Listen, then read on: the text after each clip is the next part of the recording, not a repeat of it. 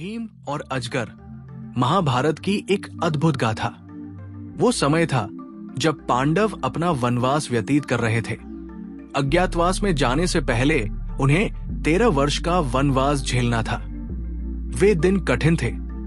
जंगलों में भटकना, सीमित आहार, अनिश्चित मौसम और राजसत्ता से दूर जीवन।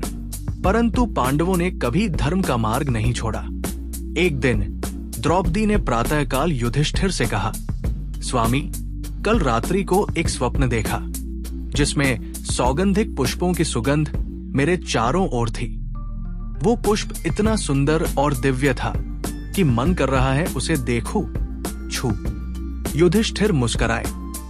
हे प्रिय, सौगंधिक पुष्प हिमालय के गंधमादन पर्वत पर खिलते हैं। यदि तुम्हारा मन यही चाहता है तो हम प्रयास करेंगे। तब भीम ने कहा, भैया, मुझे ये कार्य सौंपिए। मैं अभी जाता हूं और द्रौपदी के लिए वो पुष्प अवश्य लाऊंगा। भीम अकेले गंधमादन पर्वत की ओर निकल पड़े। रास्ते में गंगा, घने जंगल, कंदराएं और पहाड़ों को पार करते हुए वे आगे बढ़े। उनके पैरों की आहट से जानवर भागते और उनकी गदा की चमक से राह में कोई बाधा टिकती नहीं। भीम को मार्ग में हनुमान जी की कृपा भी प्राप्त हुई थी जब उन्होंने उनसे मुलाकात की थी और आशीर्वाद लिया था।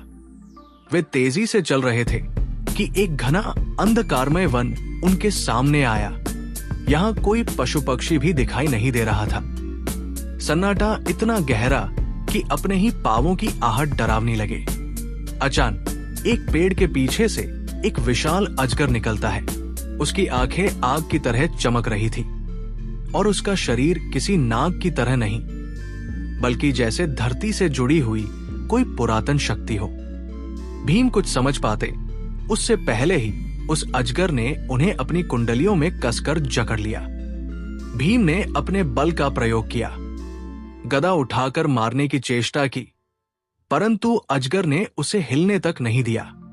भीम को समझ नहीं आ रहा था कि वो कौन सी शक्ति है जो उन्हें निःशक्त कर रही है।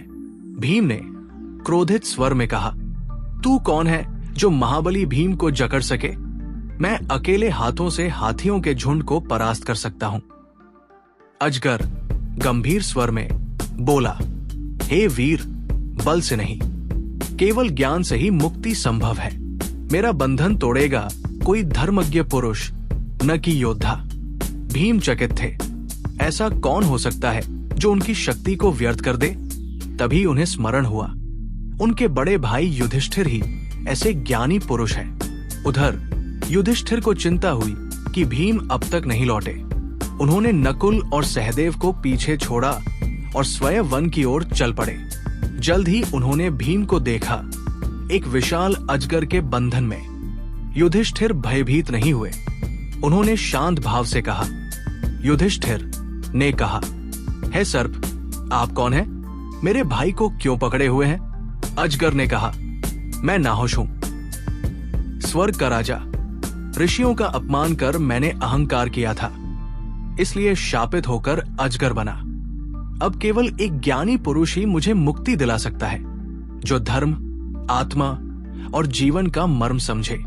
युधिष्ठिर विनम्र होकर कहा, हे नाहुष, यदि आप ज्ञान चाहते हैं तो मुझे प्रश्न कीजिए।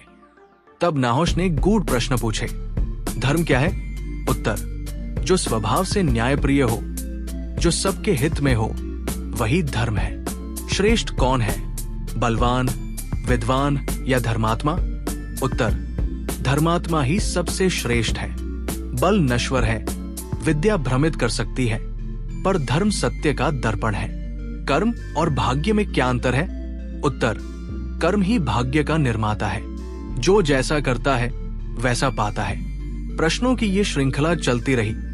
हर उत्तर में युधिष्ठिर का धैर्य, ज्ञान और विवेक झलकता रहा। राजा नाहुष अंततः अत्यंत प्रसन्न हुए।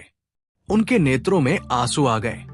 नाहुष ने कहा, धन्य हो युधिष्ठिर, तुम्हारे ज्ञान ने मुझे अज्ञान से बाहर निकाला। मेरा श्राप अब समाप्त होता है। अजगर की देह से तेजस्वी प्रकाश निकला और वो दिव्य स्वरूप में परिवर्तित हो गए। उन्होंने युधिष्ठिर को आशीर्वाद दिया और स्वर्ग की ओर प्रस्थान किया। भीम आजाद हो चुके थे। वे अपने भाई के गले लगकर बोले। भीम ने कहा, आज मेरा घमंड टूटा, ज्ञान के बिना बल व्यर्थ है। दोनों भाई सौगंधिक पुष्प की ओर आगे बढ़े, पर अब उनके हृदय में न केवल बल का गर्व था, बल्कि ज्ञान का तेज भी समाया हुआ था। अगर आपको यह कथा प्रेरणादायक लगी हो तो लाइक करें, सब्सक्राइब करें, शेयर करें और जुड़े रहिए हमारे चैनल DSC फैंसी टेल्स के साथ, जहां मिलती है ऐसी ही दिव्य, भक्ति और शक्ति प्रदायक कथाएं। जय श्री राम, जय हनुमान।